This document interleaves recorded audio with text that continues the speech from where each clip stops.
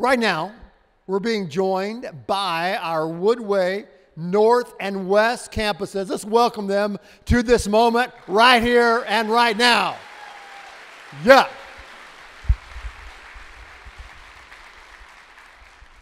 If you have a Bible, turn with me to the book of Romans.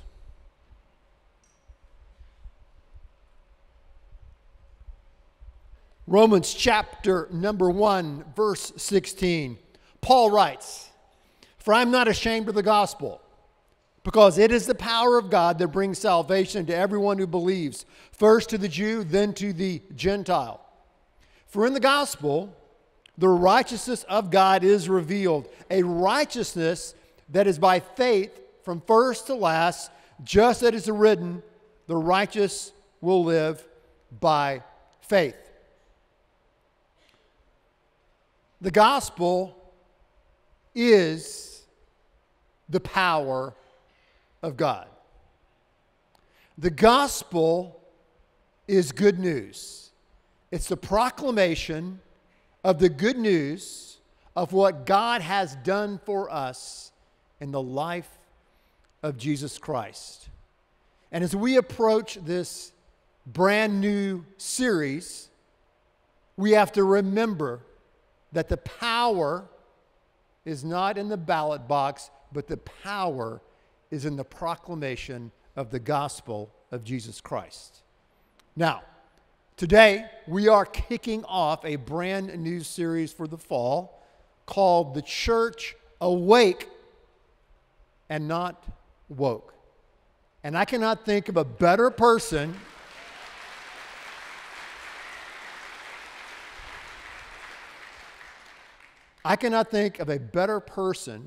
to kick off this series for us than 8-time congressman and Fox News host and my good friend, Trey Gowdy. Trey, come up.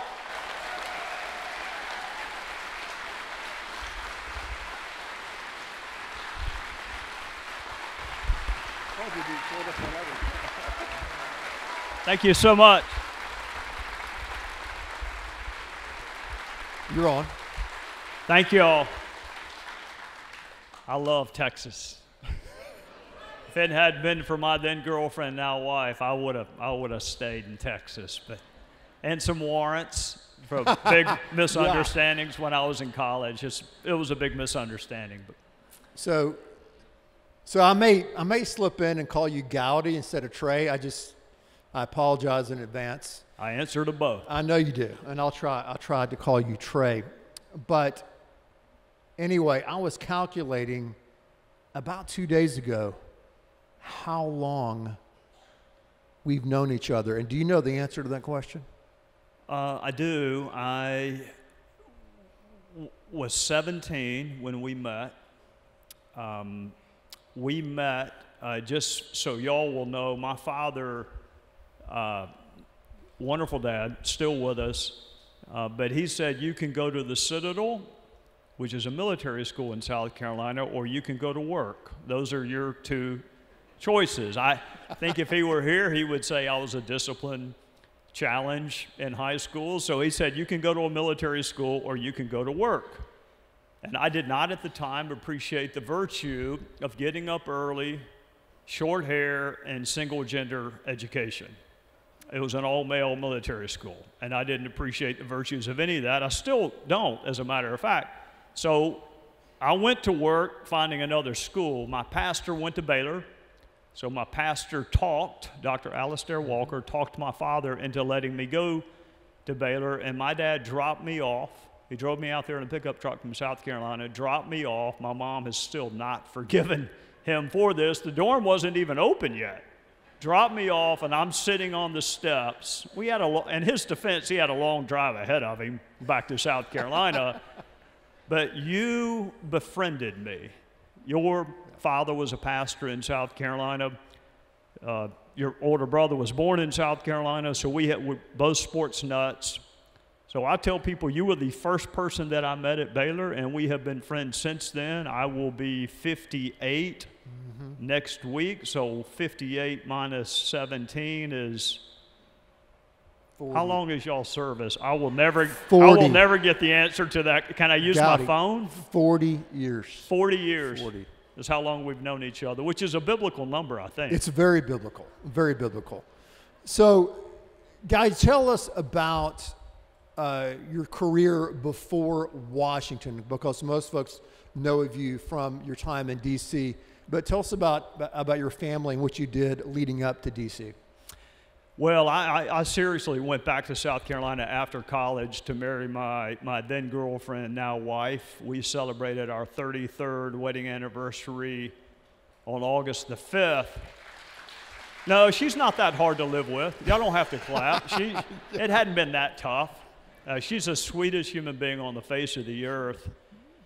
So we have 2 children. Our son was a philosophy major, undergrad, so he had the same choice that all philosophy majors do upon graduation, which is go to work at a Chick-fil-A drive-thru or go to law school. He went to law school. Our daughter just took the bar. She started with a judge. She's also a lawyer.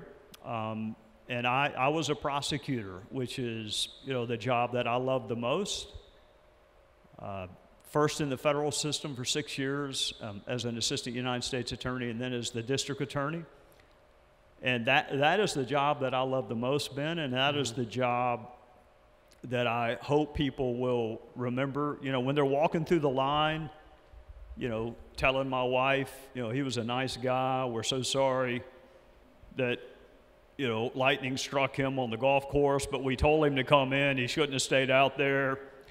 I hope that they'll say he was fair and he was a good prosecutor. Yes. That's what I did before I got to Congress, and that's the job I love the most. Yeah. You recently just got back from the Holy Land, from Israel. And why were you there? You kind of had a little bit of an epiphany, if you would. Well, I went when I was 17. A Sunday school teacher of mine named Dick Littlejohn took me when I was 17, and it's a life-changing trip, but I don't have a bucket list. I have a bucket hat, but I don't have a bucket list, except I wanted to take my wife to Israel. She is the most authentically spiritual person that I know, and I wanted her to be able to put a visual image with what she's been reading about her entire life. So we went, and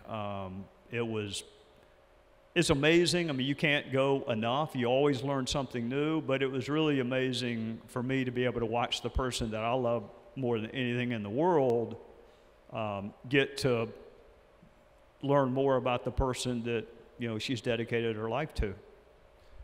Tell us about your awakening there, though. Did I have an awakening? I think you did. Remember? We talked about this. The main awakening I had is even if you get offered an upgrade but your wife does not take it, is the main awakening I had. Well, I got offered an upgrade on the way back, but my wife didn't, so I, like an idiot, stayed back in economy with her. Really, that's the only awakening I recall having, but maybe I forgot something. I don't know. So let's talk about, you brought up philosophy, so I think your son would like this quote from Blaise Pascal. Here's what Pascal said. He said, "Truth is so obscure in these times and falsehood so established that unless we love the truth, we cannot know it."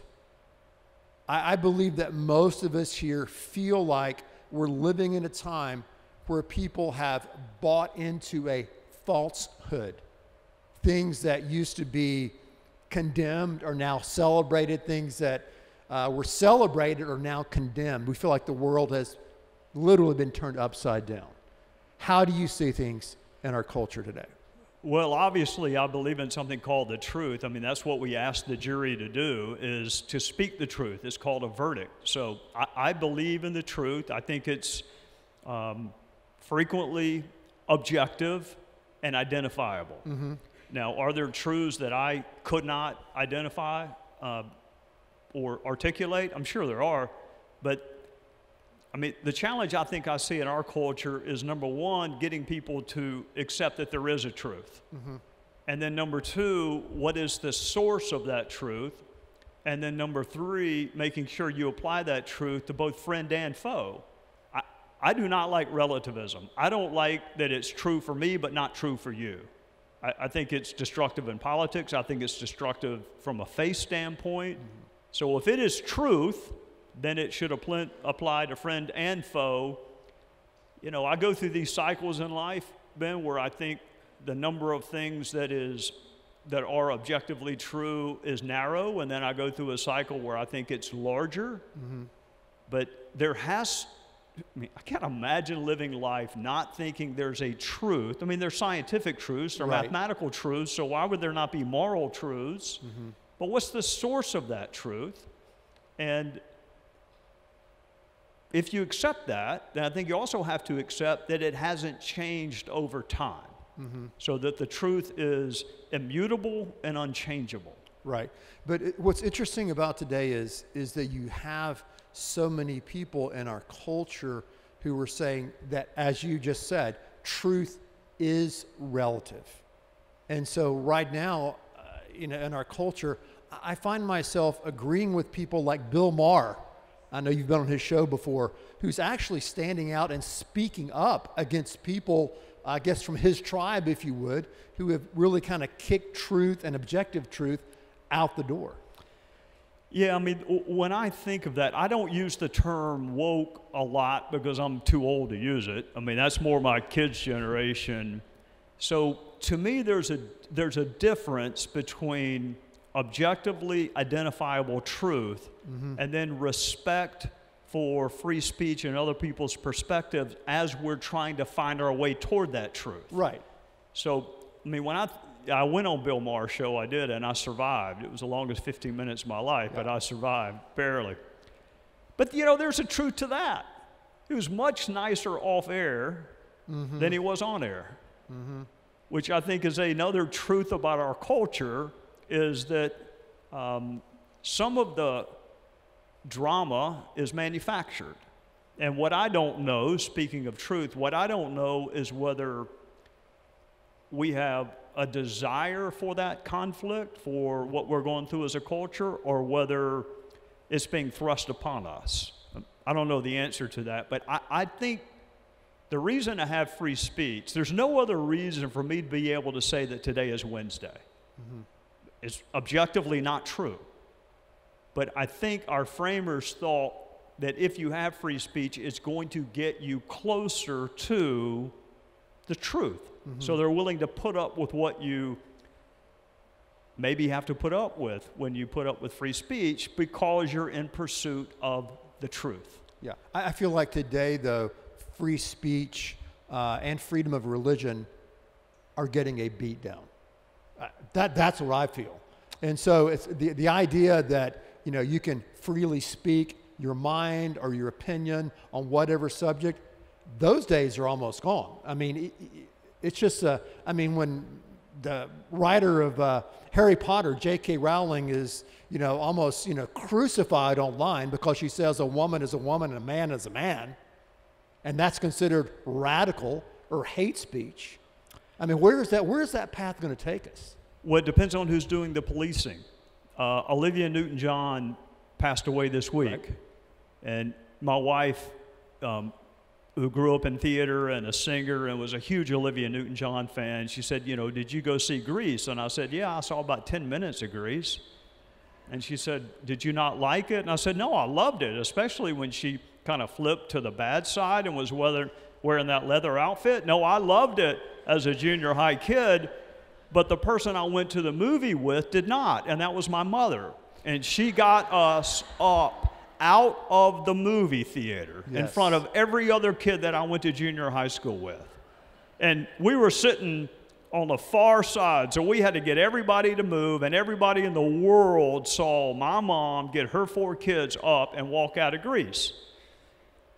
My father would not let me watch Gilligan's Island growing up. He would not let me watch Sesame Street growing up. He would not let me watch Happy Days growing up. Mm. Is that cancel culture, or is that a father saying, you know what? I'm going to control what you watch, and you're not watching that stuff. So to me, there's a difference between us policing ourselves. If we think someone's not telling the truth and we don't want to listen to them anymore, we've always had that in our culture.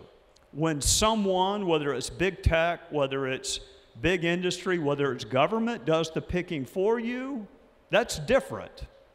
But we don't have to listen to anything we don't want to listen to, and we don't have to watch anything we don't want to watch. I think what gets people frustrated on the left and right, quite frankly, is who is the police person and who is the arbiter of what is true and what is not true. Mm-hmm.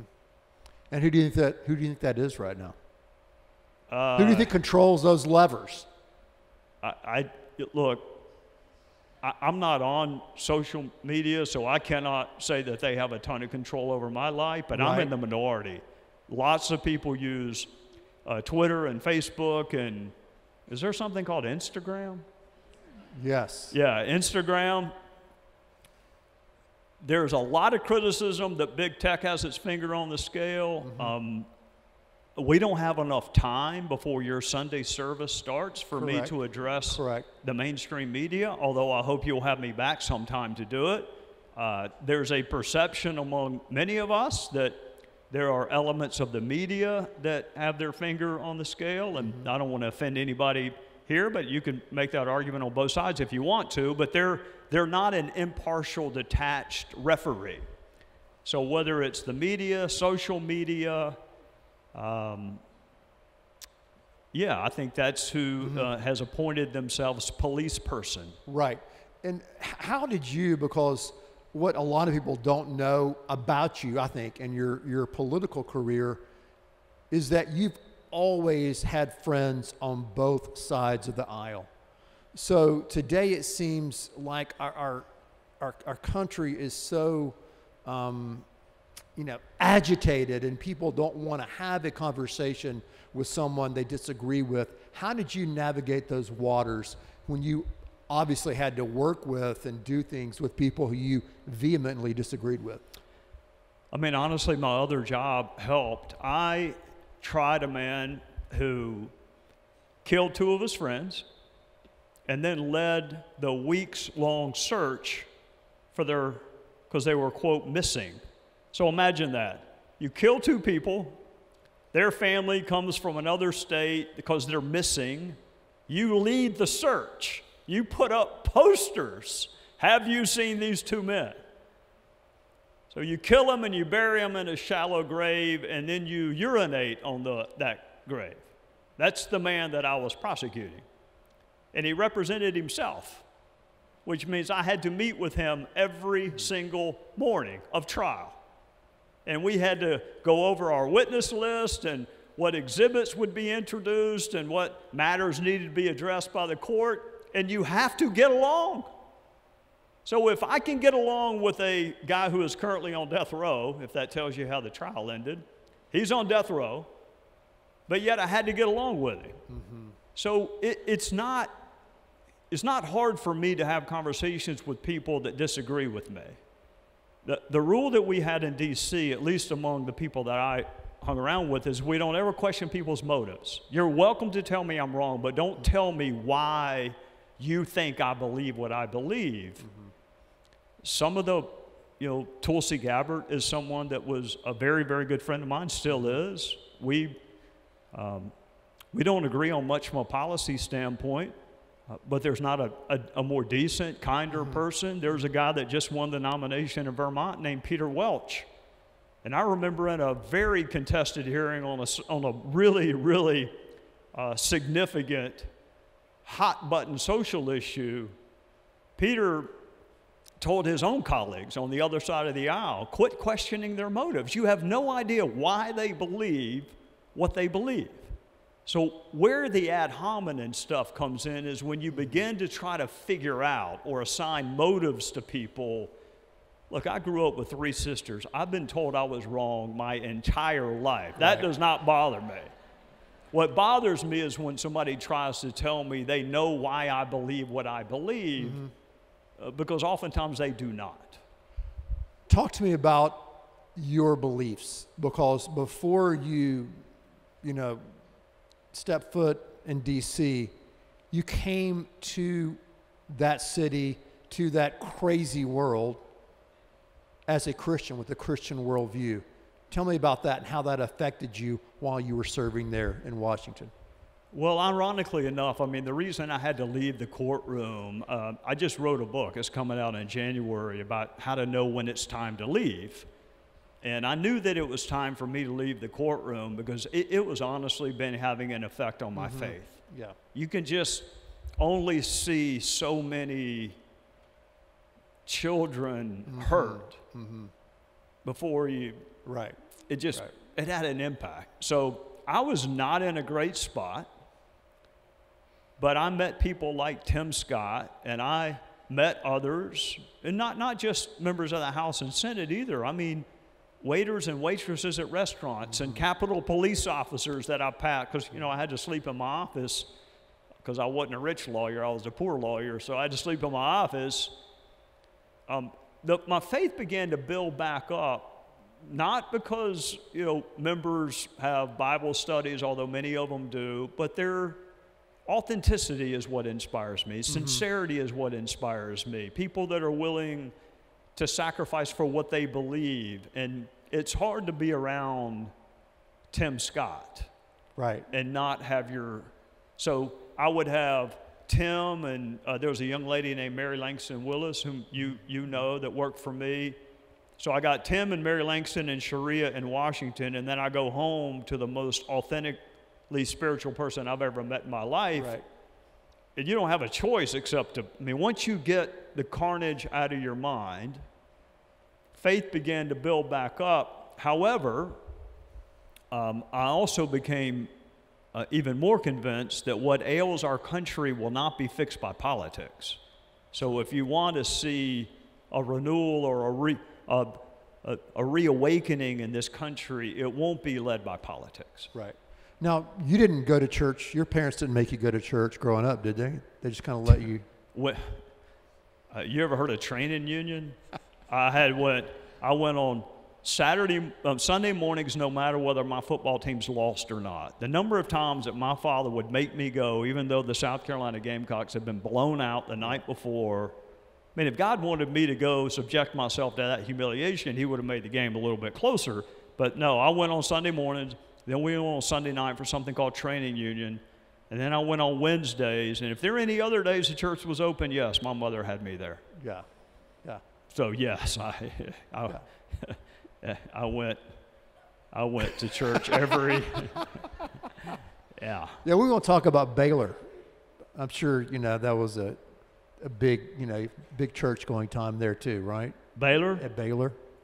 Did I go to church? Yeah, yeah. I went to Bedside Baptist with the Reverend E.Z. Pillow on Sunday mornings. If you go to a Baptist school, do you really have to go to church on Sundays? Exactly. That's a good point. We had a curfew at Baylor.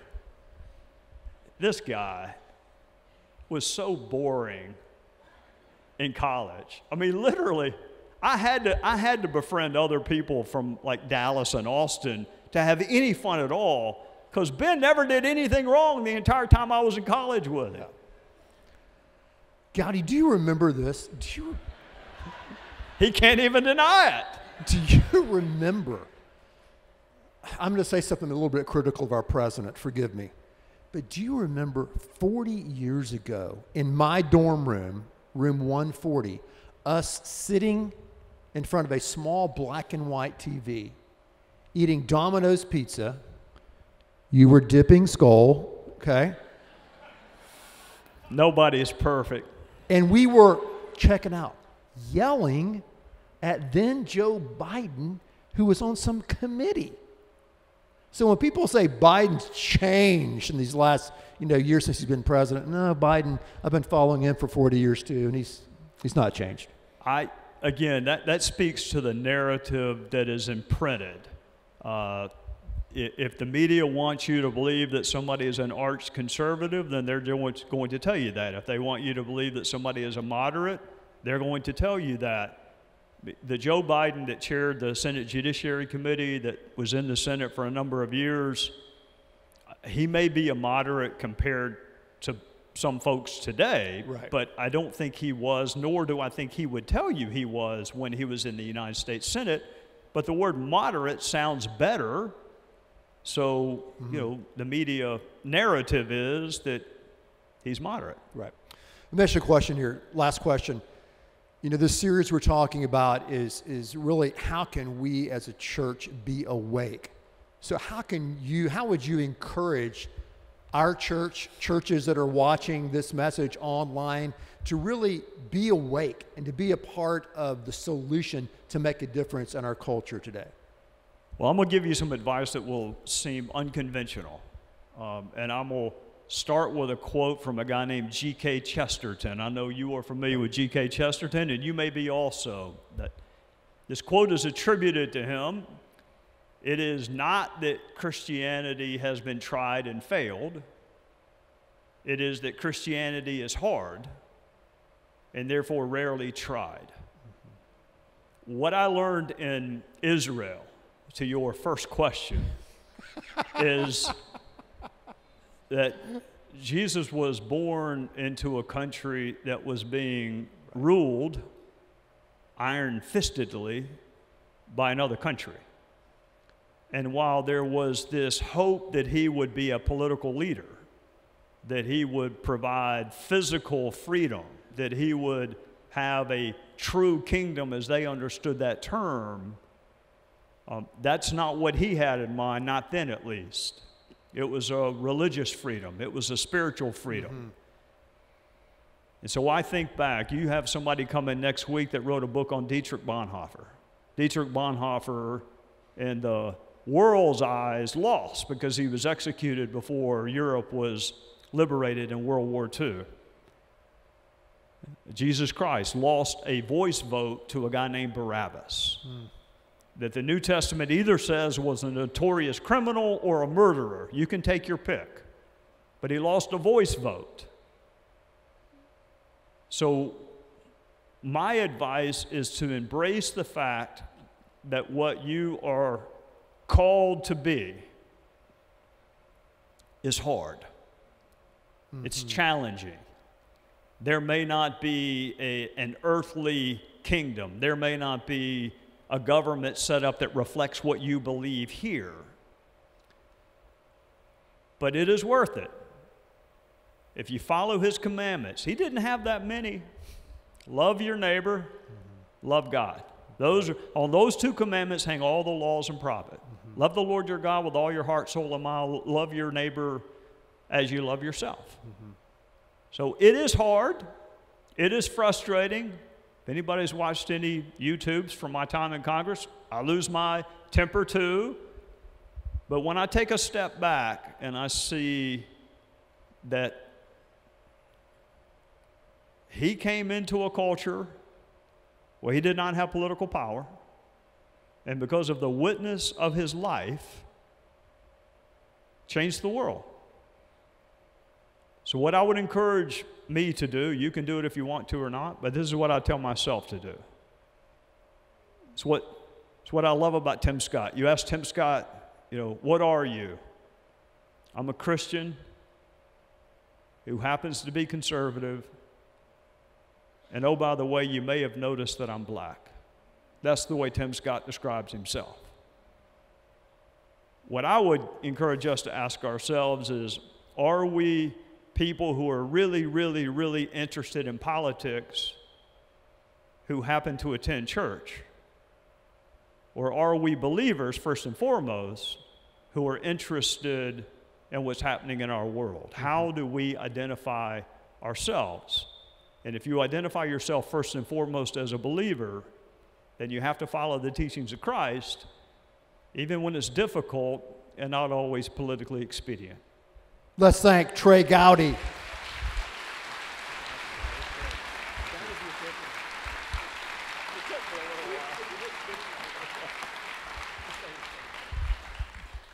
Right now, I want all of us to bow our heads for a word of prayer. Just bow our heads, close your eyes wherever you are for a time of prayer.